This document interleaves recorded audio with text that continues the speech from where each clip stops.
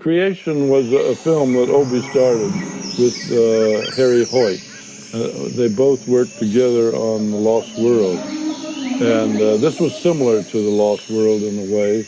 And they did about a year's work, I suppose, at RKO. Willis O'Brien made a number of tests just to show how the animals would move. It was the first time that dinosaurs took on this realistic approach. It's a question of keeping the head and the arms and the legs all in synchronization so that the movement looks natural and not just a stiff puppet that moves around like Pinocchio. But it's rather static, and there's not a great deal of drama in it. But I think it was just made as an example of what the animals could do. O'Brien made stars of the dinosaurs, and I think that was important, that he brought them to life where you can't go out and photograph a dinosaur, so you have to create one. And that's the beauty about Willis O'Brien's technique of the single figure. He made that very popular. How many people remember who was in The Lost World, but they remember the dinosaurs? And here they combine live action with the animated character to show them in comparison with the live action. I worked with Obie about a year before. I knew pretty well what was in his mind. He liked dynamic things.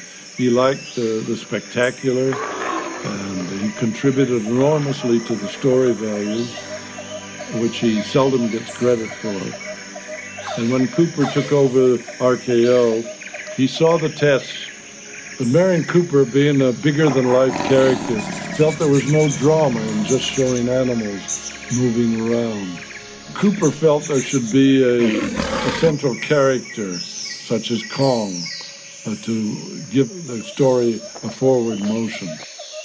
And he had always wanted to make a film about a giant gorilla. But when he saw all of Obie's creation, he saw where they could be incorporated.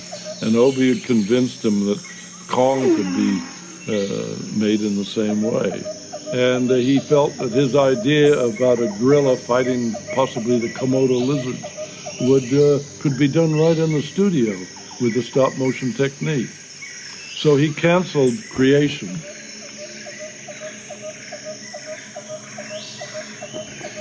I think the next scenes show the composite. Obie liked to do a lot of them in the camera, saving the cost of building sets. There's a bird flying over the river. That's a technique that I used in my fairy tales. I always had a bird fly through if it was a static scene, so that you wouldn't get bored with just looking at a straightforward shot. They probably put that water in the foreground as a bipack in the camera, and then wound the film back and exposed the animation. Now this is a composite shot made with the Williams process, where you see the live action in conjunction with the animated character. We used to be criticized a lot when we made the remake of 1 million BC, that man never lived in the age of the dinosaur. Well, every year you hear a new theory that man went back more than 1 million years ago. If you don't have humans with the dinosaurs, you have no size comparison, you have no drama, so we have to take that liberty. After all, we're not making these pictures for professors. They probably never go to the cinema anyway. This, of course, would tug on your heartstrings to see this man shooting this baby dinosaur. Oh, he's shooting them in the eye. Ah, the villain. My mother hears it and comes running to the rescue of her child. This is probably a mock-up model of full-size baby dinosaur, which they intercut with the animation.